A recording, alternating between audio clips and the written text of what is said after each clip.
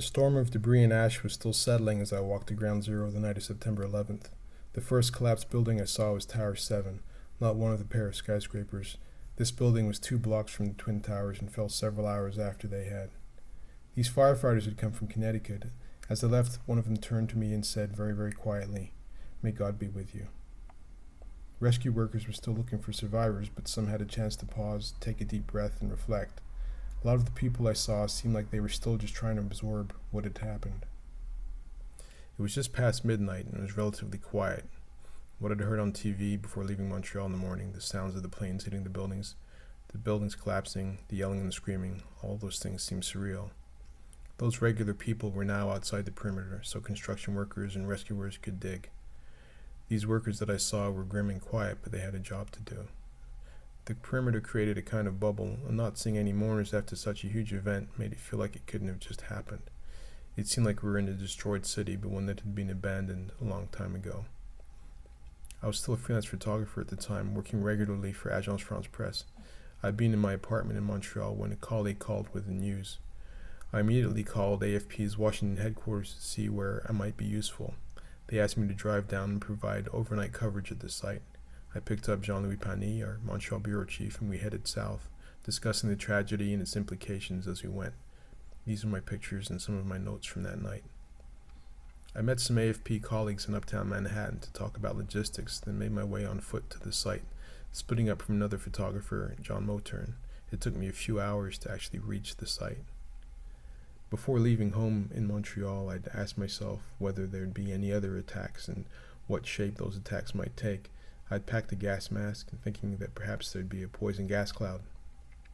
There were clouds of dust from the fires instead.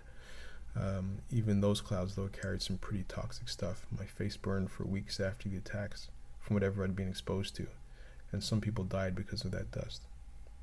A rescue worker on the site gave me a cloth mask. A construction worker, seeing my cameras, asked how I was making out with the photos and offered me a construction helmet from a nearby box of supplies.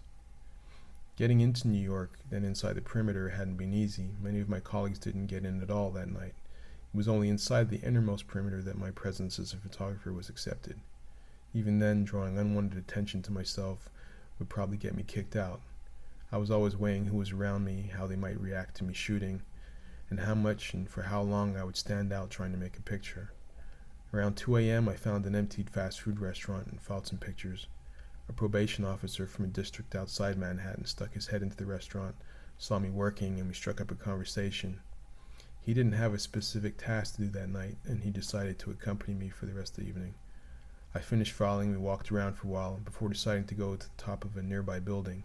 It was about 30 stories high and it was deserted. The elevator was broken, so we took the stairs. I shot from the roof for the entire dawn.